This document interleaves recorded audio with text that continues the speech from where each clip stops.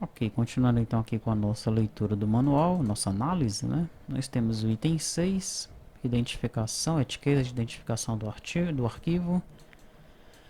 Chegamos então no item 7, que fala da estrutura do arquivo. Então esse arquivo ele é composto pelos seguintes tipos de registros. Ele vai falar aí do tipo 10, esse é o registro mestre. O tipo 11 são dados complementares do informante. Tipo 50 é o registro que tem os totais dos documentos. E ele vai falar de cada um dos registros, né? Nós vamos ver com mais calma aí numa aula posterior sobre cada um desses registros, tá? Depois que ele menciona cada um dos registros, né, observe um detalhe interessante. Nós chegamos aqui no registro tipo 85. Esse registro ele passou a valer a partir de 2010. Então, ele é uma coisa já bem recente, né? O 86 também passou a valer a partir de 2010.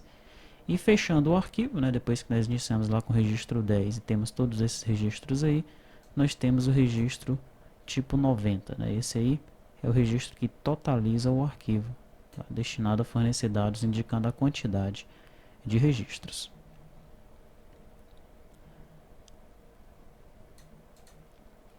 Chegamos então aqui no item 8, que fala da montagem do arquivo magnético. Então, o arquivo deve ser composto pelos seguintes conjuntos de registros classificados na ordem abaixo. Nós temos então uma tabela aqui com os tipos de registros, as posições de classificação, o tipo de classificação, se é ascendente ou descendente, a denominação dos campos de classificação e aqui algumas observações.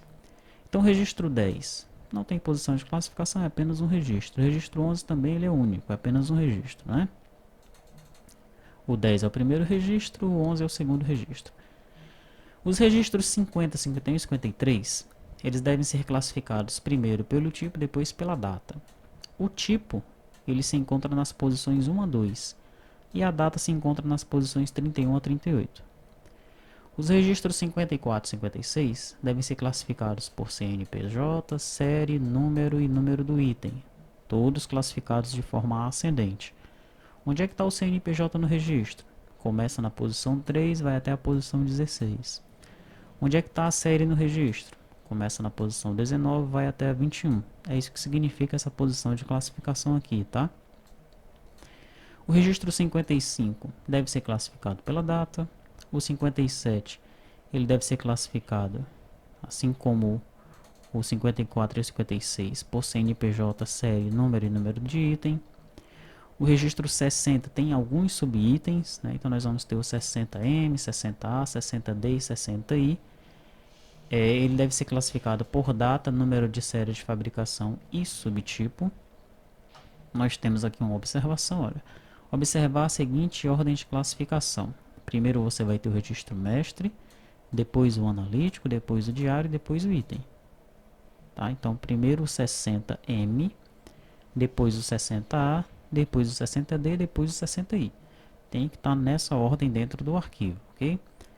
Temos o registro 60R, né? Daí ele vai ser classificado por mês e ano de emissão e por código de mercadoria ou serviço, tá?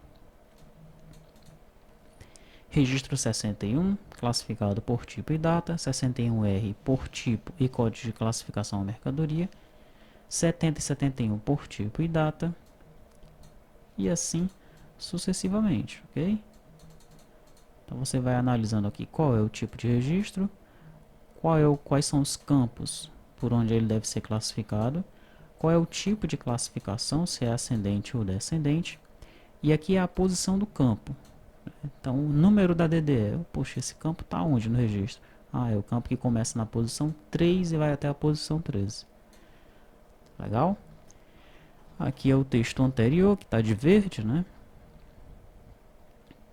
Observe aqui o 8.2, olha, a indicação AD significa aquilo que eu já falei, ascendente e descendente. E aqui nós chegamos nas tabelas, né, que mostram o layout mesmo de cada registro, tá? É o item 9, né, ele começa com o registro tipo 10, que é o primeiro registro, é o registro mestre do estabelecimento. Então nós temos aqui o número do campo, a denominação do campo, o conteúdo dele, o tamanho, a posição e o formato, se é N ou X, né?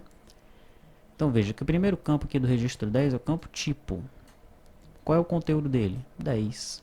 Tamanho 2, né? Duas strings. A posição começa na 1, vai até a 2 e ele é de formato numérico. O segundo campo é o CGC, ou CNPJ, tá? Ele tem 14 caracteres. Começa na posição 3, vai até a posição 16, também é de formato numérico. Depois nós temos a inscrição estadual.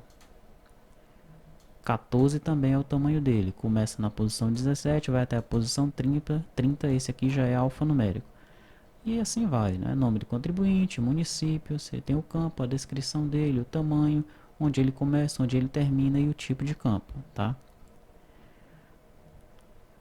Temos aqui algumas observações, ó. Temos uma tabelinha aqui para preenchimento do campo 10, por exemplo. Sempre que o manual ele informa a tabela com o layout daquele registro, ele traz algumas observações a respeito daquele registro, ok? Então, no campo de número 10, que é esse campo aqui, olha, nós temos um código da identificação do convênio. Esse código ele tem tamanho 1, né, tá lá na posição 124. É o código da identificação da estrutura do arquivo magnético entregue conforme tabela abaixo. Pô, o que é que eu vou colocar nesse código? Aí vem a tabela. Você vai colocar 1 para essa situação, vai colocar 2 para essa situação, vai colocar 3 para essa situação aqui.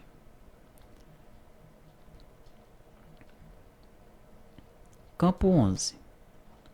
No campo 11, nós temos o código da identificação da natureza das operações informadas. Também é um caractere, né?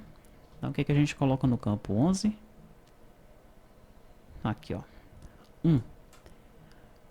Para operações interestaduais, somente operações sujeitas ao regime de substituição tributária. Você vai informar 2 para interestaduais, operações com ou sem substituição tributária. E vai informar 3 para a totalidade das operações do informante. Tá? Campo 12, mais uma vez uma situação onde nós temos um código, né? Campo 12, o que é que ele pede? Finalidade do arquivo. Então, você vai colocar 1 para um arquivo normal, 2 para um arquivo de retificação com algumas informações aqui a mais, 3 também uma retificação com algumas informações, 5 para desfazimento, tá? Então é isso, aí você chega no registro de tipo 11, né? Tem aqui o layout do registro do tipo 11. Não tem nenhuma observação porque está bem claro, né? Então, logradouro, número, complemento, bairro, CEP, nome e telefone. Sem dúvidas, tá? Registro 50. Você vai chegar então aqui no layout do registro 50. Digamos que você fique na dúvida de algum campo. Se algum campo desses tem alguma dúvida, ou precisa de alguma tabela, ela será informada aqui abaixo. Tá? Ele já começa informando, né, que esse registro deve ser composto por contribuinte do ICMS, nas operações decorrentes de vendas de produtos agropecuários, como é que deve fazer? Ele traz a regra aqui. Tá? No caso de documentos com mais de uma alíquota, como é que deve ser feito? Ele traz a regra aqui. Aí ele fala do campo 2. Ó. O que é que eu faço no campo 2? O que é que eu faço no campo 3? No campo 5, no campo 6, no campo 7. Tá? Vamos só voltar naquela tabelinha. Porque o registro de tipo 50 ele precisa ser classificado, né? Aqui, ó, registro de tipo 50. Vou só copiar esse texto aqui. Ele precisa ser classificado. Então, se nós voltarmos para aquela primeira tabela onde tem as classificações, o 50 ele tem que ser classificado pelo tipo, que está na posição 1 a 2, e depois pela data, que está na posição 31 a 38, né? Então, vamos retornar aqui, ó. Classificado pelo tipo, da posição de 1 a 2. Depois ele vai ser classificado pela data, que está na posição 31 a 38. Tá? Então, só para ficar bem claro o que é aquela posição que é mencionada lá no item 8, né, que fala... Vamos só observar de novo aqui o que é o item 8. Fala sobre a montagem, né? Sobre a montagem do arquivo, para ficar bem claro o que é essa classificação aqui, não restar nenhuma dúvida para você que está tendo aí o primeiro contato com esse manual, tá? E é isso, né? Daí ele vai mostrando, vai falando sobre todos os outros registros, sobre o layout de cada um deles, observações sobre os campos, tá? Até chegar no final do arquivo. Ok? Daí ele traz aí alguns anexos, né, que são aquelas fichas que ele menciona lá no começo, tá? É muito importante que você, que vai trabalhar com o Sintegra, ou que precisa dar assessoria, precisa prestar alguma assessoria para os teus clientes, né, que você, se você tem contato e vai trabalhar com isso, você tem que ler esse manual aqui. Tá? Você tem que ter conhecimento do Sintegra em si, daquele site que nós vimos, das informações do Sintegra, e desse manual de orientação. Isso aí é imprescindível, tá? Então, se você realmente vai trabalhar com isso, o que você deve fazer nesse momento, antes de continuar, é dar uma lida aqui nesse manual, ok? Muito embora nós, nas próximas aulas, vamos falar um pouco mais de forma detalhada sobre aqueles registros, mas a leitura é importante, tá?